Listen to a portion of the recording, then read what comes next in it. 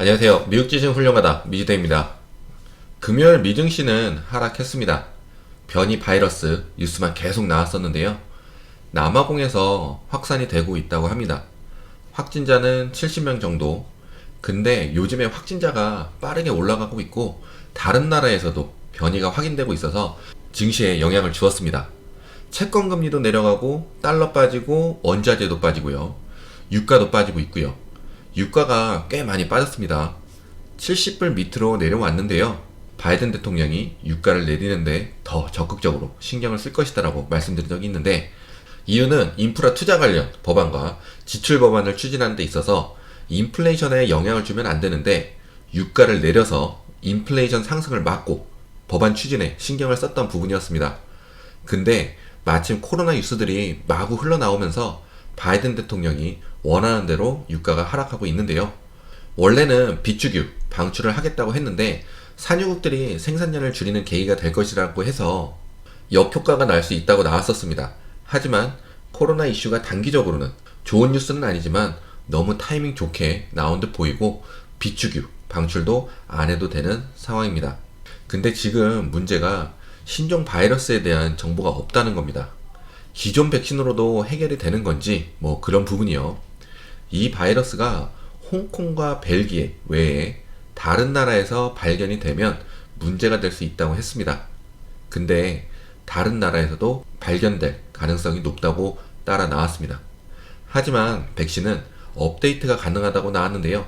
존슨앤존슨은 백신 실험을 하고 있다고 했고요. 아스트라제네카는 기존 백신으로 새 변이에 대응할 수 있을 것 같다고 했고요. 모더나에서는 대응하기 위해서 여러 실험을 할 거라고 했습니다. 이 부분도 중요하긴 한데요. 조금 더 집중이 되는 부분은 지금 경제 봉쇄를 할 거냐에 관심이 쏠리고 있습니다. 이야기로는 미국이나 영국은 봉쇄 쪽으로 갈 확률은 높지 않다고 나왔고요. 제 생각에도 경제 봉쇄는 쉽지 않을 거라 생각이 듭니다. 바이든 대통령의 지지율이 지금 굉장히 낮은 상태에서 경제 봉쇄로 이어진다면 아마 증시에는 꽤나 영향을 주지 않을까 하는 생각이 들고요. 그리고 루머에 나왔던 내년에 종식 선언을 한다는 이야기도 계속 나오고 있습니다. 하지만 이건 루머고요. 전체적으로 증시로 보면 나스닥은 코로나의 영향을 받지 않는다고 생각하는 투자자들이 많고, 이미 우리는 겪었기 때문에 처음에는 여러 가지 뉴스들로 영향을 받아서 하락을 할 수는 있겠지만 저점 매수할 수 있는 기회다라고 해서 저가 매수세가 들어올 수도 있을 거라 생각이 듭니다. 금요일 전에 이야기를 살펴보면 FOMC 의소록이 나왔었는데요. 저는 뉴스 거꾸로 보는 것을 좋아합니다. 가끔 굉장히 웃기거든요. 그리고 왜 이런 현재가 왔는지 생각해보게 만들어주고요.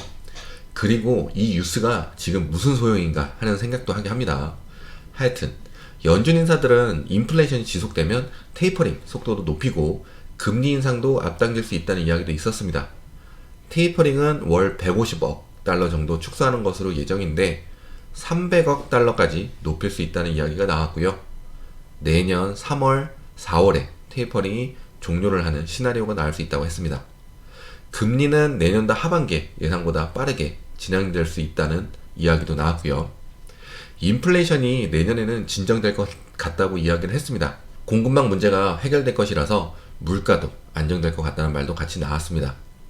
하지만 지금 오미크론 때문에 또 공급망 문제, 원자재 가격이 올라갈 수 있어서 인플레이션에 영향을 줄 수 있다는 이야기가 후에 나왔고요. 실적 전망도 조정해야 한다는 이야기도 있었습니다. 연준은 시간이 갈수록 신뢰를 잃어가는 모습입니다. 인플레이션은 일시적이다 하면서 여기까지 왔는데 지금 물가가 계속 올라가고 있고 외식을 못할 정도예요. 국밥 한 그릇에 10불에서 12불 하던 게 14불, 15불, 세금 내고 팁까지 넣으면 18불, 어느 도시는 한 그릇에 20불도 넘는 곳이 있다고 하더라고요. 그리고 한 달 생활비로 저희 세 가족 기준으로 카드값 나오는 게 많이 쓰면 3천 정도였는데 지금 5천 정도 나오는 것 같습니다. 여행을 다녀오거나 뭐 다른 월에 나가야 되는 것들 빼고 특별히 달라진 소비도 없는데 5천이 나가니 물가 정말 많이 올랐습니다. 요즘은 개인적으로 나라가 잘 돌아가는 건가 하는 생각이 들고 우스갯소리로 연준 인사들이나 낸시 펠로시 같은 사람들이 마트로 장을 보러 가본 적이나 있을까 하는 콧방귀가 껴지게 됩니다. 말 그대로 지들이 뭘 알아. 돈 걱정을 하면서 살아봤나 하는 거죠. 그리고 바이든 대통령은 지출안 때문에 인플레이션을 잡아야 하니 국제유가를 내리려고 하는 건데 눈에 보이는 숫자 내리게 하는 것 같이라서 우리에게 무슨 큰 도움이 될까 하는 생각이 듭니다. 그래도 노력은 해야 하는 부분이긴 합니다. 하여튼 요즘 물가가 너무 올라서 전에 벌던 거 그대로 벌거나 어정쩡하게 벌다가는 살아남지 못할 것 같습니다. 대기업들의 실적은 잘 나오는데 현실적으로 중소기업들은 죽을 맛이고 사업하는 사람들은 힘들다고 하면서 앞으로 어떻게 해야 할지 걱정하면서 살아갑니다. 정말 걱정입니다. 제가 전에 이번에 바이든 대통령 되면서 의원들이 돈을 쭉 빨아들일 거라고 하는 루머가 있다 했는데 증시가 엄청 상승하면서 연준들 주식 거래 이슈 나오고 낸시 펠로시는 몇 배의 부가 늘었잖아요. 주식은 낸시 펠로시가 사는 주식을 사시면 될 듯 합니다.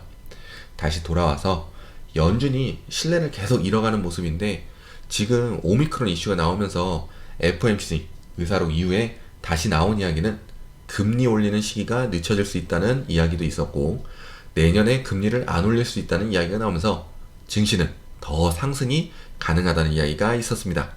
지금 상황에서 기대해봐야 하는 부분은 나스닥이 S&P를 끌고 올라가주는 모습이 나오는 게 좋은데요. 차트로 보면 이 부분이 굉장히 중요한 매물대라고 말씀을 드렸습니다. 큰 매수와 큰 매도가 들어오는 자리인데 넘지 못하면 실망 매물이 출현할 수 있다고요. 그리고 꼭 지난 금요일이나 다음 주에도 빨리 넘어져서 그 매수 물량들이 매도를 출현하지 않고 매수자들은 홀드를 하면서 다른 매수가 들어와야 하는 상황인데 저 중요한 자리를 막고 하락해버리니 그 큰 물량들이 매도 물량으로 전환이 돼서 하락이 시작된 부분입니다. 그리고 VIX, 빅스 지표도 튀어버리면서 자동적으로 매도되는 물량도 있기 때문에 같이 매도 물량으로 흘러나왔습니다. 지난 금요일에 기존보다 긴 장대 음봉을 만든 부분은 큰 물량, 저 매물대는 정말 큰 물량이 들어온 자리인데요.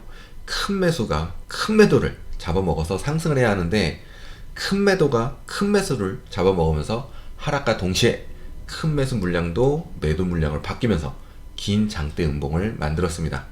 S&P는 이미 이 빨간 선을 뚫고 내려온 상태고 나스닥은 아직 빨간 선 위에 있기 때문에 나스닥이 이 밑으로만 내려오지 않는다면 S&P에서 그래도 반등이 좀 나오지 않을까 하는 생각이 듭니다. 이 부분은 나스닥은 코로나 영향을 받지 않는다고 생각하는 매수대가 들어오면 좋겠죠. 그래서 S&P는 약 4625.58 부분 위로 올라서줘야 하고 반등을 준다면 그 부분까지는 상승할 수 있겠습니다. 하지만 그 부분을 막고 하락해서 증시가 마감을 한다면 추가 하락도 나올 수 있습니다. 이유는 S&P가 그 부분을 막고 하락 전환을 하고 내려올 시 나스닥이 빨간선 밑으로 내려올 수 있기 때문에 나스닥이 S&P를 누르면서 추가 하락이 나올 수 있습니다. 스파이와 QQQ도 같은 상황이고요. 스파이는 462불 16 부근 위로 올라가줘야 하고 QQQ는 약 390 부근 밑으로 하락하지 않으면 좋은 시나리오가 되겠지만 약간 아쉬운 부분은 금요일에 캔들들이 이미 추가 하락을 말해주는 듯 해서 정말 차트대로 추가 하락이 나오는지 지켜봐야 하겠습니다. 하여튼 연말도 다가오니 무언가 조치가 나와서 증시를 받치지 않을까 하는 생각이 들고요. 우선은 다음 주 지켜보고 걱정 먼저 하지 말자라는 말씀 드리고요. 오늘 영상은 여기까지입니다. 모두 좋은 하루 보내시고 부자 되세요. 고맙습니다.